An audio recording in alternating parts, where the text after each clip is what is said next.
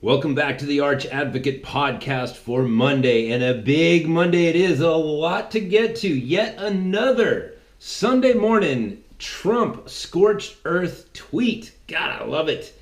I love it. And also, it's official. You guys remember Debbie Downer, Saturday Night Live? It's official.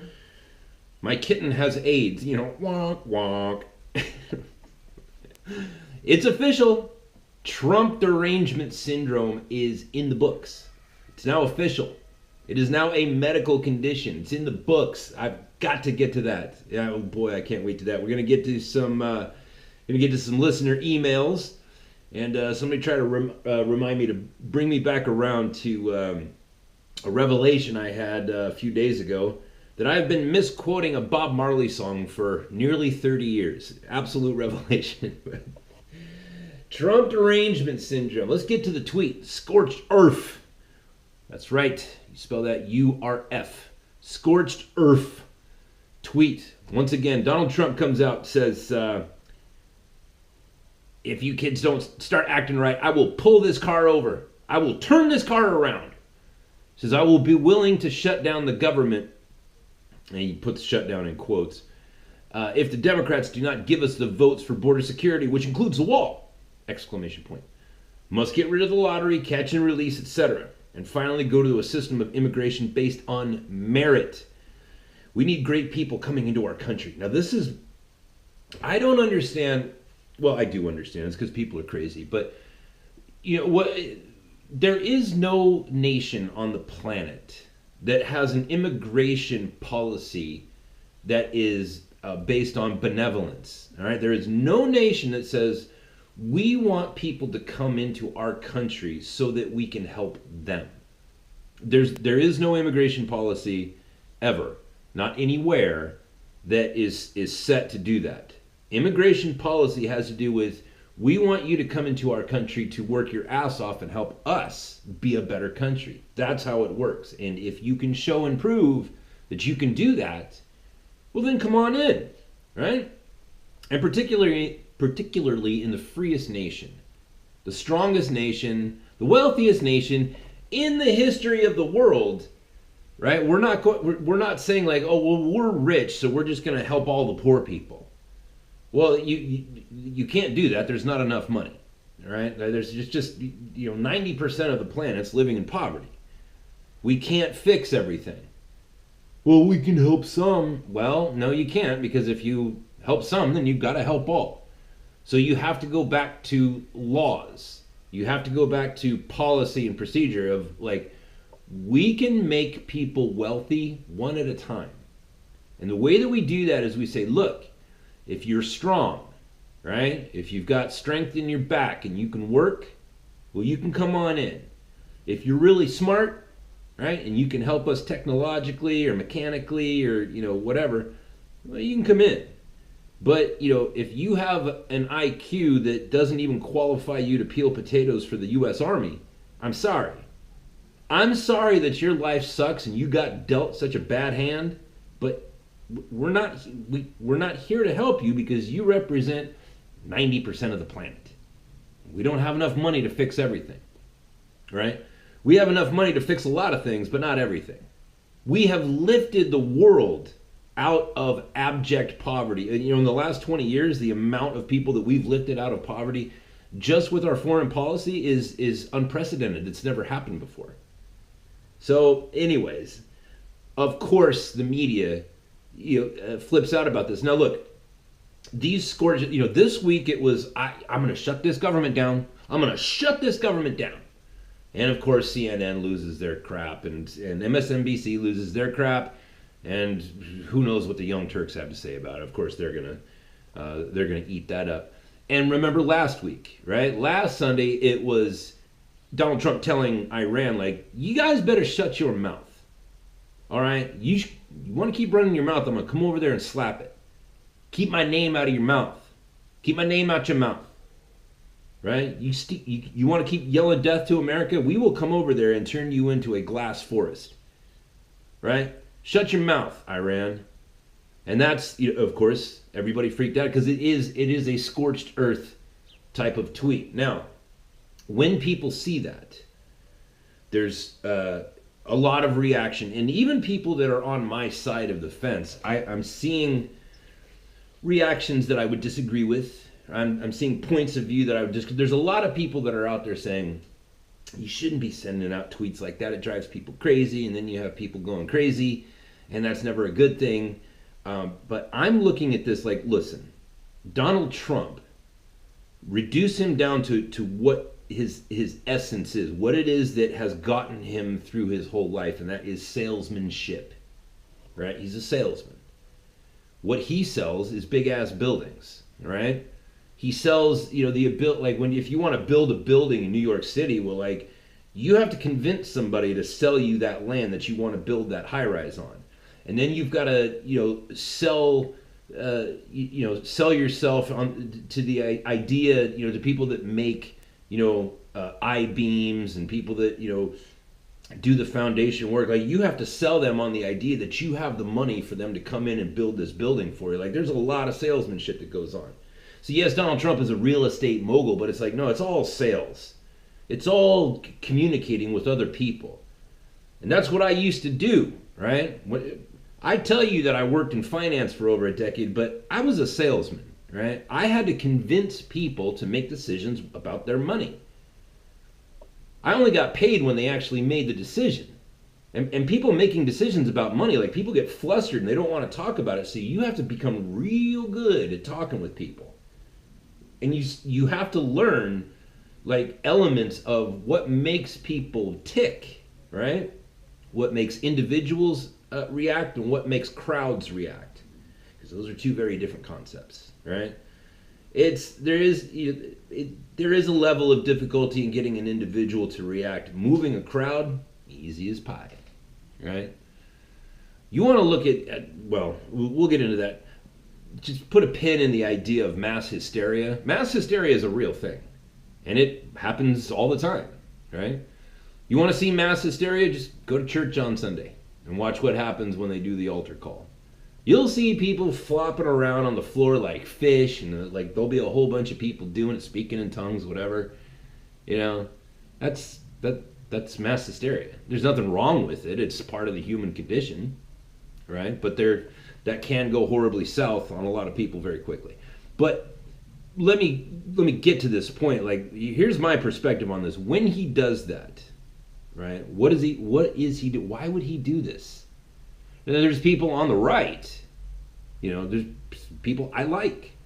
Tucker Carlson, Ben Shapiro, whoever. I can sit here and name names all day. But there's people that I like that look at this sort of thing and they say on their shows, like, oh, this is bad. Right? Why? You're just talking crazy and you're making people crazy. I see it a little bit differently. Do you guys remember there was that show called The Pickup Artist, which had its roots in a book that was written by Neil Strauss called The Game, right? And one of the things that they did on that show, there was what they would do is they would take young men who lacked confidence, or not, I don't know, young men, but they would take men who didn't have confidence to talk to women, and they would say, like, look, here's what we're gonna do. We're gonna make you do these certain things to help build up your confidence. You gotta walk up to a girl and say this. You know what I mean? Like, they would do these things. And in those things, like they would teach people, like, look, it's all just your mentality, right? It's just all what you think. And one of the things that they would tell their young students to do is, like, walk up to a pretty girl or a girl that they had interest in and go up to her and slightly insult her shoes, right? Like, go up to a girl, that's in a nightclub that's wearing, 6-inch stilettos and say, oh, those shoes, they look really comfortable. Just something negative. It's called negging, right? And why would you do that? Like, you're trying to get this girl to talk with you and interact with you and exchange ideas with you. Why would you go up to her and just right out of the gate just insult her? I'll tell you why. Because it creates emotion. You say, yeah, but that's a bad emotion. Not so fast. When you have emotions, that is a chemical response. When you are feeling any emotion, happiness, sadness, joy, pain, like, internal pain, not like physical pain, anything. It's all a chemical response. You are on your own body's drugs when you are feeling emotional. Nothing wrong with that, but that's just, biologically, that's how it is. So if you can get somebody into an emotional state, you are doing two things. You are getting them to be high on drugs, right? Getting high on their own supply. And two, you are imprinting your face, your voice, your words into their mind at the same time, right? So you're giving them a dose of drugs and associating that high with you. See what I'm saying? There is a genius to it. And it's not terribly complicated. It's not hard to understand. You know what I mean? And there's another thing called grounding and whatever, and I could get into how I see that as being similar. But when people are emotional and you're in front of them, that's when people are the most vulnerable, right? Now that's, by itself, it is neither evil nor righteous. It's just a thing. It's just how it is, right? It can be used for evil. It can be used for good. It can be used in business. It can be used, there's a lot of things that it can be used for.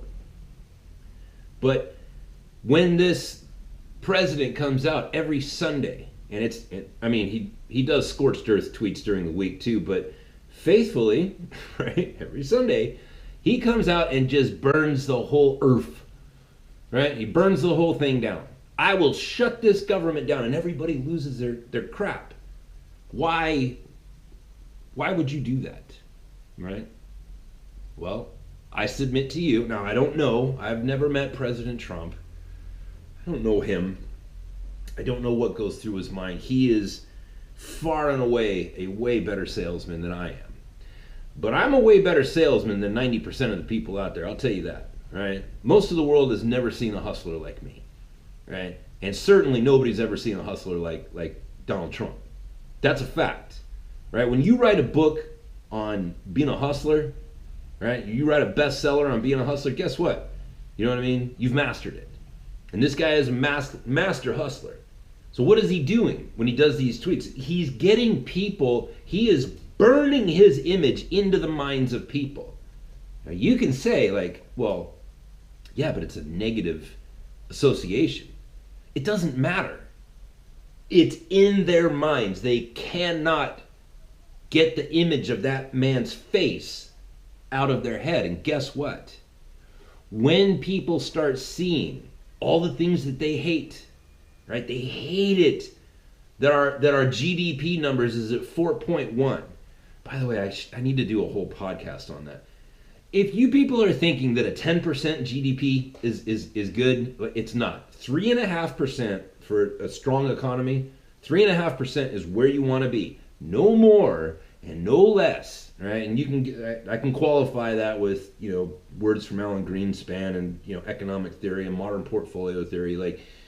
3.5% is what you want. Now, 4.1 isn't bad because we've been at 2% for so long. It's we need a little extra. But anyways, 4.1%, growth, and the world they hate it. They hate that we're being successful. Lowest unemployment numbers for black people, lowest unemployment numbers for Mexican people, lowest unemployment numbers for women. And the left sees that, and guess what they see in their mind because their emotions are so wrapped up in it? Bang! Donald J. Trump's face. In your face. You understand that? It's genius. As a salesman, I see it. It's genius. I'm going to keep throwing out just these scorched earth things so that the young Turks talk about me. And so that, Anderson Cooper talks about me. I don't need my face on Fox. They're just going to give me that. I need my face on CNN. I need my face on MSNBC. I want the young Turks putting out my face. I want every scandal that's going on in Facebook right now to try to silence conservative voices. I want people to see my face when they think about that. It's genius, and it's working. Listen, this is why it's working. Now, for some of you guys that are new, right? I've got some new listeners now. We've got Dingo Dix. That's his call name. I don't really know his actual name, but Dingo Dix wrote, man, I'm going to get to this email in here. There's a couple of you guys and girls that are new. This is not this show, the Arch Advocate podcast. This isn't where it started. I started this podcast in December, and it was called the Cryptocurrently Podcast, and a good number of my listeners right now are affectionately referred to as the Crypto Creeps. They're the originals, and if you want to come join our little community that we have where we talk about cryptocurrencies and whatever, come to the Arch Advocate Telegram page. And if you don't have Telegram set up already, get it, all right? Because there is a Twitter apocalypse and Facebook apocalypse coming in the future. Come join us on Telegram. Come join us. Now what you want to do is you want to go into archadvocate.com, arch-advocate.com, archadvocate.com. Go down to the bottom. There's all my social media links. There's Twitter, there's Facebook, there's Reddit, there's all kinds of stuff. And one of those is Telegram. Click on that, follow the directions, open yourself up an account, and come join us. Come talk with us, right? I've got Ghost Creeps that are, guys that are, Patreon supporters, but they just don't have a Twitter account because they don't want it, understandably, right? Guys like, Edgar Bevins. Sorry, Edgar, I almost forgot your name. Edgar Bevins. Like, he only communicates with me on my LinkedIn and on my Patreon page. And by the way, if you want to support the show, and I do need a lot of support, I need microphones, I need backdrops, there's stuff I gotta get, and it costs money. And if you want to help out with that, you can go on to Patreon, do a monthly donation or a support or whatever they want to call it. If you just want to send some dough, like on a one-time thing, like a grandma's birthday card thing, you can do that on PayPal. And I'm in talks right now with Black Rifle Coffee. It looks like they're going to let me do some reads for them. Now listen, here's another thing too. Just before we get into Trump derangement syndrome, when people say to podcasters like, oh, you're selling out because you're running commercials, it's like, dude, what world do you live in where you don't need money? Do you need money to pay for your shit? Huh? Do you think I'm just rich? I'm just over here just rolling around in money? Like, dude, I'm going to do commercials because I need money. You know what I'm saying? What world do you live in? There are people getting on Owen Benjamin, right? He was talking about this the other day. People were getting on him like, oh, you're a sellout for, doing these, whatever. It's like, sellout? You think that guy doesn't have bills? You think that once you've reached a little bit of fame that people just start giving you houses and electricity and water and diapers and formula? That's not how that works, folks. People have to have money. And so don't be looking at podcasters or guys like Owen Benjamin. Look, I'm hoping to one day have the kind of followership that Owen Benjamin has, and someday I would like to have the followership that Bubs, the retarded cat has. That's when you've hit the big time, when you're as famous as Bub or Lil Bub. Right? Lil Bub, the retarded cat. You ever seen that cat? It's the cutest cat ever. Like ever in the history of the world. That's how famous I want to get. But anyways, yeah, I'm going to be doing some reads. Trump derangement system. Where this show started back in December had to do with the cryptocurrency markets. As a former trader, I used to be a commodities trader. I traded futures and options on behalf of my clients. So that means I was licensed. I was a broker. Right, which is a super fancy word for salesman. Okay?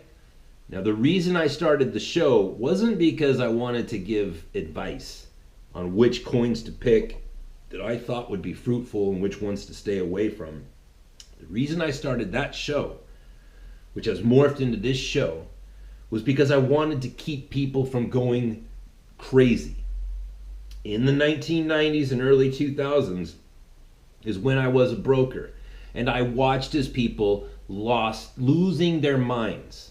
I watched as people lost their minds. And it was clinical.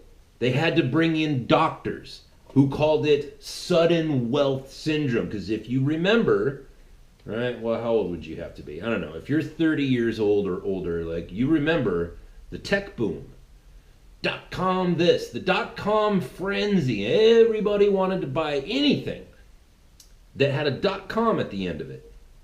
Everybody wanted it. Everybody was doing it. Right? And then all of a sudden, the bubble burst. The people were found out. It, you know, like the curtain was pulled back, and there was no wizard. It was just some old man. And everybody lost their money. And there were all these kids, kids in their 20s, that on paper they were worth millions of dollars, and they would take money out and they would buy fancy cars and yachts and stuff, and they just were just spending money like no tomorrow. And then all of a sudden they didn't have any money, none. But they kept spending money like they had it, and they would go take out lines of credit and spend money because on paper the banks would look at them and say, well, it looks like you're able to generate $1 million. Sure, I'll lend you $500,000 on the finger. And they just kept spending money, and they were just plummeting into debt, and they were going crazy. Till finally the doctors came in and they were like, okay, there's some sort of derangement going on here. Let's call it sudden wealth syndrome. I watched it happen. Now you can sit there and say like, oh, but Pete, come on. Hey. I know, right? Like I understand the argument. You say, well, that's a fake sickness. It is a fake sickness, but it was also real. There were real doctors, real, psychologists and psychiatrists and whatever, and they came in and they gave it a name. Whatever it was, real or imagined, they gave it a name, and it was called sudden wealth syndrome. Now, that's not the first time that's happened in human history. The time before that, it was called gold rush fever. Only back then, there was no such thing as a practice of psychology. Right? They just saw people feverishly going after gold and losing their minds. Now, you have to keep in mind that in the 1800s, when gold rush fever was happening, that word fever was not thrown around. If you had a fever back then, you were going to die. If you had a fever in the early 1800s, mid 1800s, it was almost guaranteed any sort of fever at all, you were most likely going to die. So when they called it gold rush fever, it was because a lot of people were dying because they were crazy. Because they were being told, like, if you just go into the mountains and just, root around in the dirt for a little while with your shovel, you're going to get rich. Rich. And they got all Scrooge McDucky and lost their minds, and they called it gold rush fever. Right? That's why I started the show. It had nothing to do, like, look, I hope, for you creeps, man, like, I hope, I do, like, I pray for you guys. Like, I hope it works out well, and you make a lot of money. Right? But that was never the focus of the show. It was like, dude, keep your shit together. Keep your mind in order. Keep your words tight. Don't confuse words like investment and speculation. You'll go crazy if you do. Right? So when we see, now this just came out, right? United States, July 28th, therapist coined new term. Trump anxiety order. Therapists in the United States say there have been a rise in politically related anxiety in the months before and after Trump's presidency, and they have dubbed Trump anxiety order. Now it's in the books. It's in the books. Trump derangement syndrome is now in the books. Now you can, again, it's real easy to sit there and say, but yeah, these are just weaklings. It's not real. Whatever. No, it is real now. It's in the books. A doctor has written it down. That's the whole point of like the significance. Every time, like when you read the Gospels, when Jesus says, it has been written. That's what it means. Once you write something down, once you give it a name, it's real. Trump derangement syndrome is real. So now these people that we can see on social media and we can see on the nightly news or whatever that are losing their minds and being violent towards other people for no reason, right? We can now look at these people and say, you're sick. You have an actual sickness.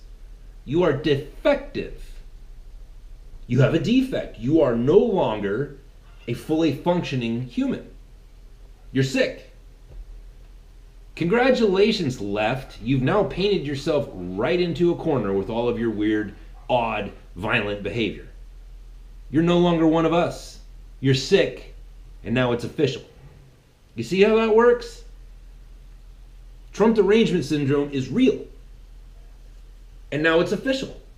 Elizabeth Lamont, therapist and founder of the DC Counseling and Psychotherapy, she's in DC, Counseling and Psychotherapy Center in Washington, D.C., told Canada's CBC News that there is a collectively politically induced anxiety amongst patients. A collective politically induced anxiety. That means it happens in groups, folks. That, again, mass hysteria. Okay, mass hysteria is a very real phenomenon. You can see it all throughout history. And now we've given it a name, right? Now we have this new art called psychology. And we can give things names and study it and pick it apart from a psychological level, right? Elizabeth Lamont says that there is a collective politically induced anxiety amongst patients. That's a very fancy way, using a lot of words, of saying we now have mass hysteria. Collective politically induced. Okay, take politically out of it. Collective induced anxiety. Right? You want to know how Hitler pulled it off?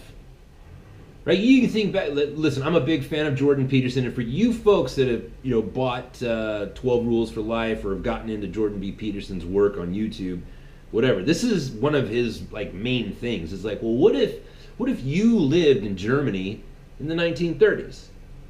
Would you have been a Nazi? Right? Even if you were Jewish. There was a lot of Jews that turned in other Jews to save their own skin. What would you have been? And the numbers say you probably would have been evil. Right? How did Hitler get away with it? How did he convince so many people to do so many horrible things? It's actually very explainable. It's called mass hysteria, or collective induced anxiety. Right? You get a bunch of people in a group. Now, one-on-one, people are they take more time with their thoughts. Right? They'll be able to discuss with you, like if you throw something at them that they disagree with, they'll be able to disagree with you. Right? But the dynamics are different in a group. Right? Group think is a form of mass hysteria. So Hitler comes out and he gets everybody in a group. He says, hey everybody, we've been dead broke since the end of the First World War. We're supposed to be a nation of kings. Well, it was kings. Now, don't you want to be rich again? Yes. That's another thing, getting people to say yes, which I talked about in another thing. But getting people to say, here, let me qualify that for the new guys. Encyclopedia Britannica salespeople that come to your door, they have it's a 52-point questionnaire, and they have 52 questions. The first one is, do you live here? It can only be answered one way. If you open the door and somebody says, hi, do you live here? The answer is yes, right? Every one of those 52 questions is designed so that it can only be answered in the affirmative. Yes. You get people saying yes, yes, yes. Well, then, when you ask that 53rd question of, will you sign this check over to me to buy these encyclopedias? The answer is going to be, wait for it, yes. Because you just built yourself into a habit of saying yes. That's how Hitler did it. Hey, Germany, don't you want to be rich again? Yes. Don't you want to eat good food again? Yes. Don't you want to be strong again? Don't you want to be acceptable again? Don't you want to be returned to the forefront of the most educated people on the planet again? Yes. Well, where do they keep the money, right? If money's the problem, where does money come from? Oh, the banks. Who owns the banks? The Jews. All right, I guess then we need to get rid of the Jews. And everybody was like, yes, that's how evil works, right? You just get people in a frenzy, and you just get them repeating the same thing over and over again, and it becomes easy. So what this lady is saying, Miss Lamont, or Mrs., therapist and founder of the Washington, D.C. Counseling and Psychotherapy Center, she says that there is a collective induced anxiety amongst patients. So let me quote it correctly. There is a collective politically induced anxiety amongst patients. That's mass hysteria. She claims that President Trump's name, right? I'm going to tie this whole thing up in a big red pretty bow. She claims that President Trump's name has come up frequently in sessions with her clients.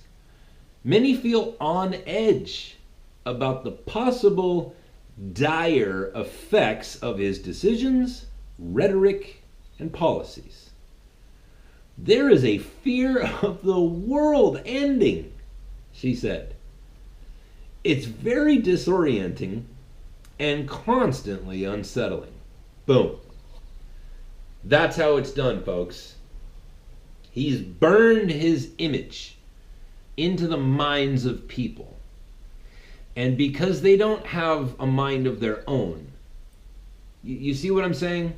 They're easily manipulated, just like the Germans were in the 1930s. They're weak-minded people who don't think things all the way through. All they're told, right? Like President Trump says, look, we're getting a lot of, these drug cartels that have been running Mexico now for decades. There's no disputing that. There's nobody there's nobody who has the right to an opinion on that subject. And the right to the opinion is like, do you work for the, DEA? Are you a politician that has to deal with Mexico? Like, there is nobody with a bona fide opinion who's going to say anything other than like, look, the cartels are in charge, and they are posted up on our borders, right? There's no getting around that. So Trump comes out and he says, look, the cartels are sending over rapists and murderers and MS-13 gang members and all this other stuff. And the media says, Trump says that all Mexicans are rapists. That's not what he said. And you can go back and actually look at the audio. Look at the video and listen to the audio. You can hear what he actually said. But that's not what people hear. All they hear is what the Young Turks tell them that they want them to hear. And what CNN tells them that they want them to hear. That's mass hysteria. And now it's official. Now it's official. It's an actual disease now. So when you look at these leftists and they're just going with the narrative, or you look at like what's going on right now when Twitter is shadow banning Republicans that are professional politicians, and there is a concerted effort to shut down InfoWars and Alex Jones and his whole thing. Why would you do that? Why would you try to shut him down but not the Young Turks? Right? Do you dispute that the Young Turks say complete horseshit from time to time? Are you saying that you only want the news to come from companies that are owned by the cable conglomerates? What is it, Sinclair and who's Fox News owned by? Like Rupert Murdoch or whatever. Like I think there's like 3 or 4 now. Like there is a monopoly on the news. You're saying you don't want Alex Jones and the Young Turks and everybody else to be able to voice their opinions, or to frame the story in a way that maybe you disagree with? Why? That's not up to you. Right? There is a concerted effort right now to silence people who politicians disagree with. It's happening in Germany. Tommy Robinson is in prison right now because of it. Right? It's coming soon to a theater near you, Americans. It's coming. And we're going to have to fight. And it might turn bloody. Right? Because we have sick people that now have an official sickness. Let me read it to you again. Trump anxiety disorder. TAD. TAD. TAD. They got the TAD, man. Doctor comes in here. In case you're watching on YouTube, doctor comes in with his white coat. Sorry, Mr. Jones. The tests have come back. You've got the TAD. TAD? How long do I have? Right? Trump anxiety disorder. gold rush fever, sudden wealth syndrome. You're sick. You're defective. And if you don't get help, you're going to hurt yourself, definitely, and you're most likely going to hurt somebody else. And this is the thing that we have to look out. These people are sick. You know, Jack, what's his name? The guy that owns Twitter? He's sick. Are they shutting down the accounts of pedophiles? No. No, they're not. They would much rather when they shut down the accounts of congressmen who are Republicans, but not shut down the accounts of pedophiles, what that declares to the world is we would rather you listen to pedophiles and what they talk about than this Republican over here who talks about government stuff that when we don't like what he has to say. They would really, literally, Jack would rather, Mark Zuckerberg would rather that you listen and take in the teachings of pedophiles than to listen to Republican representatives in the government. That's sick. Now listen, the reason I do this show now is not to bring alarming news to you, but it is to deliver this news and say, no, this is good news. This is something that we can take rest in. We can be at ease, right? My rest is a weapon. And I'm trying to give you that particular weapon, rest, right? Don't listen. This thing is going to get even more ugly and probably even more bloody because as we see going on, by the way, I'm going to have Elijah, I'm sorry, let me look up his name. Elijah Schaefer on, he messaged me, he's on his way to a foreign land right now. Elijah Schaefer was that guy that got beat up at the Trump Star by that mob of people, right? He's a pastor. And he's got his own YouTube show that I like, and I want to promote him. I want to support him. I want you people to hear his name and hear his voice so that you can decide, like, if you want to throw a couple of bucks his way for support or whatever, or to keep him in your prayers or to write him nice letters and keep encouraging him. I want to have him on. I want him to tell his story. Why did I just say that? Gosh darn it, man. It'll probably come to me, but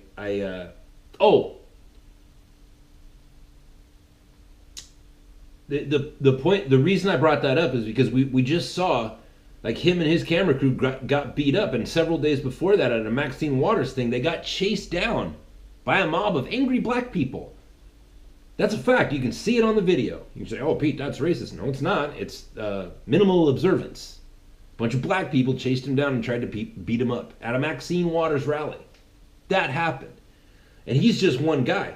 This is becoming more and more violent, and the violence, it's only moving in one direction, right? It's the left attacking people that are anything right of Bernie Sanders and Ms. Cortez with violence, with lethal force. So you can only come to the conclusion that eventually our people are going to fight back with the same force, right?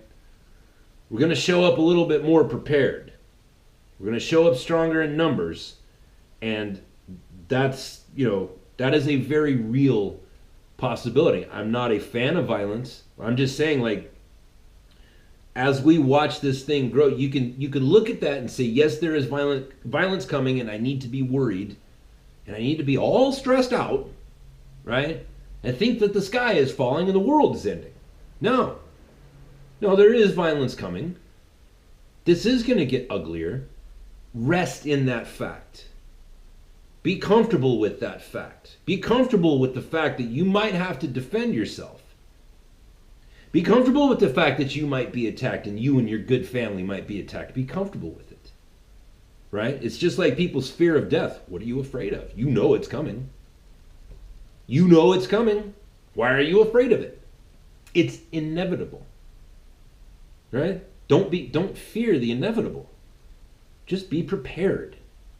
Be prepared and understand it, right? And understand that in the course of human history, from time to time, that old blessed tree of liberty, it demands to be watered, and it only likes two drinks.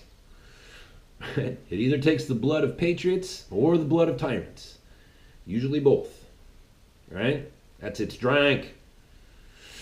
And it looks like it's coming, man. And another thing too, like you look around, because again, we take a very metaphysical approach to these times. I look at all of these things through the lens of economics and pragmatic spirituality, right? When you have Twitter and Facebook and the German government and the Canadian government and the English government suppressing the voices of people that they simply don't like, they just don't like what they have to say. And there is a push, because those are American companies, Facebook, Twitter, Google, YouTube, everything. They're all American companies. Now there's a push to have that same sense of silencing people in the United States. That's a bridge too far. That's what's going to cause violence to erupt. Because Americans are free people. We are free people. And free people do not enslave themselves. We are not going to, what I was getting at is like there's a certain point where you have to, talking about pragmatic spirituality, there's a certain point at it where even the most lefty atheist has to look at it and say, well, that is peculiar, right? Evil. When people are trying to silence people just because they have a different point of view, and they have the ability to do that on a global scale, that's no longer in the realm of just wrong. That's evil. There's a spirit about that. Wrong is like, you may live in like West Texas, right? Like if you live somewhere where there's a lot of open, roads and there's not a lot of people around, whatever, if you're just driving, if you're driving around on a farm, you can crack open a beer and drive your automobile if it's just that one beer or whatever. And yes, that's wrong, but it's not evil, right? Drink 2 or 3 beers, then you're getting a little bit closer to evil. But you can, if you're driving around on your own land and you're just going to have the one beer, and you're just driving out to your barn to feed your horses, you can have a beer, and that's wrong, but it's not evil, right? You see what I'm saying? That's what I'm saying. When Twitter is shadow banning people because they have a political ideology that they don't like, that's on a global scale. You're not doing wrong, Jack. You're doing evil. And Google said, don't be evil. And what are they doing? They're being evil. Silencing people's voices. I was given a voice at birth. I have my voice because God gave it to me. It's mine. You can't take it away from me. I'd rather die. I would rather that I died than give up my voice. And if you're trying to take my voice, I would prefer not to die. And if you're trying to take my voice away from me, I would prefer that you died instead. I would rather die than live on my knees.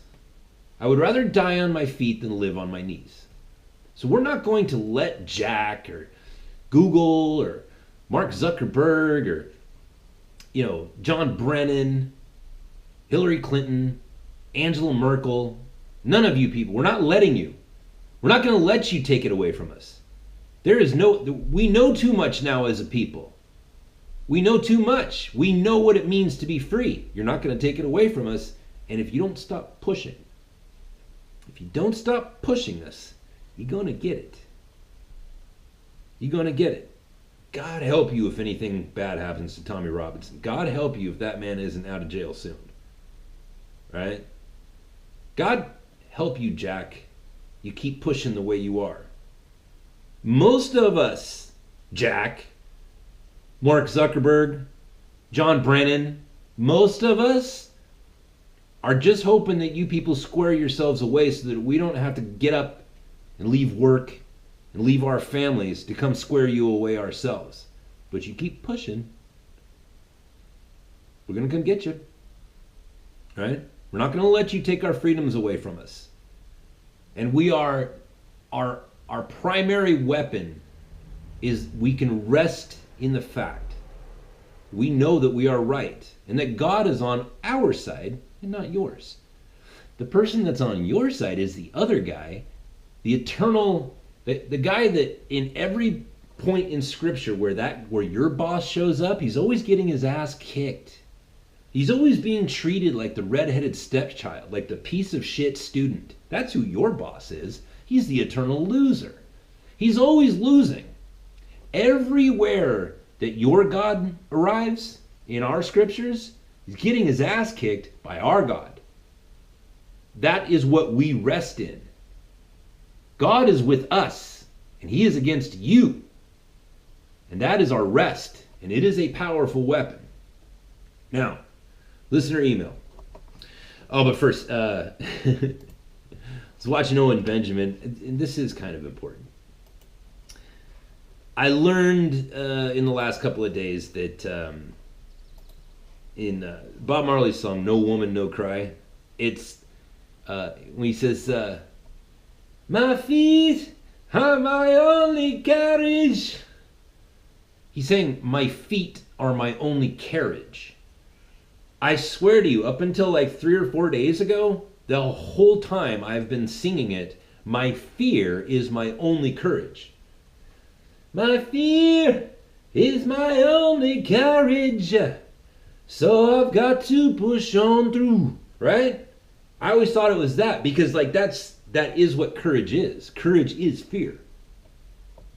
Fear is one of your primary motivations, right? Fear of loss.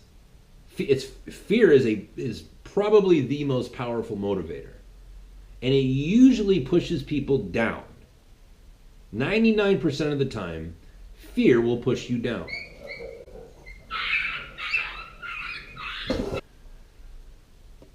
But for the people that we call heroes, fear pushes them through. It pushes them the other direction. And we call that concept courage. But it's still just fear. It's just that we've taken that energy of fear and we've caused it to flow in the other direction. That's courage. My fear is my only courage, and so I've got to push on through. So you know what? I think I'm just going to keep singing it. I think I got it right. I think my interpretation has it right. And that's what I'm saying, like my rest is a weapon, right? Courage isn't anything other than fear. It is fear. That's what courage is. It's fear that you don't let push you down. You get it to push you forward. That's courage. Your fear is courage. And you can rest in that. You can rest in the strength of that. That's how great men are born. That's how you get people like Chesty Puller. And you get men like, Pressy O'Bannon and Dan Daly. For you Marines, by the way. That's how you get people who get awarded the Congressional Medal of Honor. That's how you get a Jocko Willink. Commander Willink, you're still requested on the show. That's how you get people like Elijah Schaffer, and you get people like, Avi Yemeni down there in Australia, and you get Tommy Robinsons, and you get, people that are going to step into the fray. You think those people aren't afraid? They are. But their fear is pushing them the other direction, and that's how you get to be great. My fear is my only courage, so I've got to push on through. Moving on, all right? This is Dingo Dix. Sorry, and Dingo, I still don't know what your actual name is, but he wrote in the other day. He said, I just watched your video on humor and laughing. You honestly have inspired me to really try and be a happier person. Good. Right? It's very important. Right? It's just like nutrition, man. It's important. What you put into your body is important. Goes on to say, times seem dark with social media and constant garbage being thrown at you. I really appreciate your down-to-earth, honest approach. Also, props for being civil and appreciating the ever-diminishing manners we value. That too is important. Like, you think... I think, maybe not you, but I think that people look at those things like, take it or leave it. It's like, no. It's the basis of our lives. pull out chairs, open doors. Yes, please. No, thank you. Yes, sir. No, ma'am. You know what I mean? It's vital. It's vital. I have a friend from the United States who is in the nation that I'm in right now, and she's going to be here like tomorrow. And her brother's a very close friend of mine, supporter of me and my ministry, or had been in the past. I'm very close to these people. And I'm going to have her, she can come and stay in my house because I know her brother. I don't really know her very well. I met her once. But I'm close with her brother. That is an etiquette thing. It's a manners thing. If we lose that, we lose. You know what I mean? It affects everything. Yes. Thank you for noticing that, Dingo Dicks. I subscribe to your YouTube channel. Thank you for that. I wish you all would. And look forward to more videos. I'm going to try and laugh some more. The world is full of idiots. Well, I recommend the Owen Benjamin show. He does a live stream like every day. He's really funny. The world is full of idiots. I guess sometimes it's better to grin and accept the human experience rather than, shake your fist at all the stupidity. Thank you. Oh, there it is. Your name is Samuel. It's Samuel Thomas. I don't know if I should have. Sorry, Samuel, Dingo Dicks. Thank you. Thank you for that. Thank you for sending me that. Like, that's a huge encouragement to me. By the way, and that's a very metaphysical thing. Like when you tell people that you appreciate them, that's metaphysical. So Samuel, thank you. And then I got another one from Troy, and Troy, I'm sorry that I didn't. I said I would read this last week, but I didn't. But it says, I stumbled across your podcast on Spotify and haven't looked back. I truly appreciate your political views and wisdom. Thanks for saying wisdom, but I get scared when people use that word as it applies to me. I truly appreciate your political views and wisdom and look forward to listening to your show while at work. Keep up God's work and keep us patriots informed. The amount of disinformation floating around nowadays leaves most not sure what to believe. Yeah, that's a big problem. I also want to thank you for turning me on to QAnon. I haven't heard of this until your show. I'm just happy to find a like-minded God-following patriot such as yourself to listen to. Keep up the good work. Yeah, the QAnon thing. Look, that's a tough one because you're getting into something there that's like, well, you can't prove it, right? You can't. There's people out there that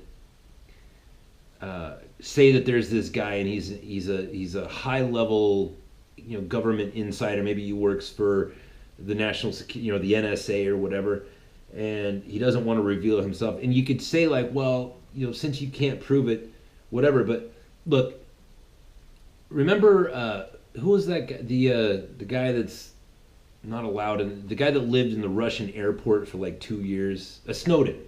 Right? Snowden worked for the NSA. He was a contractor for the NSA. And he blew the whistle. Right? And then he ran away. So if there's that one guy who was willing to do the right thing, chances are there's more people like that.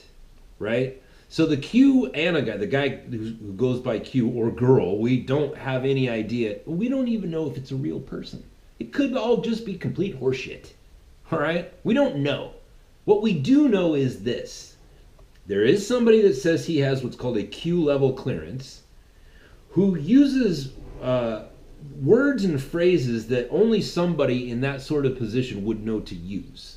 That's very compelling. And we have what's called precedent. Right? That's how our legal system works. We have precedent. We have guys like Snowden, shut up, and Julian Assange that have come out and exposed people. It's very reasonable to believe that there's a lot more people just like that.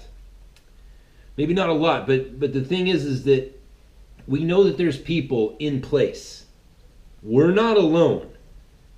The forces of evil have not completely taken over the FBI, nor the CIA, nor the NSA, nor the White House.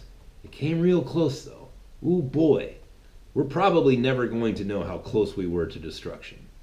But the fact is that there are people out there that are on our side who are seekers of the truth and they are beholden to the truth. So, when it comes to QAnon, look, I read it. I stay abreast of it, but it's like it's one of those things where it's like, well, thank God if it's all real, but we don't really know, and we probably never will, because we don't want to know. Like, if that person is truly where they say they are, we don't want to know. And the reason why we don't want to know is because if we know, then everybody knows. And we need those people in place to keep telling us what's really going on. Matthew Pink wrote me, he says, "Hey Pete, fan from Los Angeles here. I own a taxi company and catch you on traffic on the 405, where I ask myself the deep questions. I really appreciate your perspective on Christianity. I'm Jewish by birth, but I'm 100% secular, not atheistic, but just rational and generally DGAF, what people worship as long as it's peaceful. I appreciate your rational and relative balanced approach when you talk about religion." Thank you for noticing. All in all, great stuff, but I did want to run something by you. He says, "I remember a couple episodes ago you talked about EOS and that they had a couple of guys who were from EOS. You often referred to pedophilia in Hollywood and politics, etc. Surely you are familiar with stories about Brock Pierce and his time as an actor. I just started watching a documentary called An Open Secret.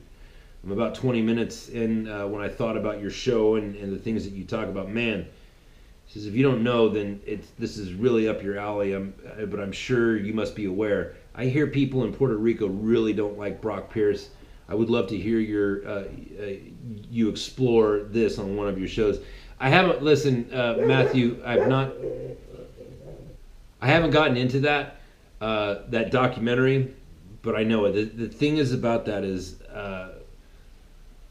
that rabbit hole.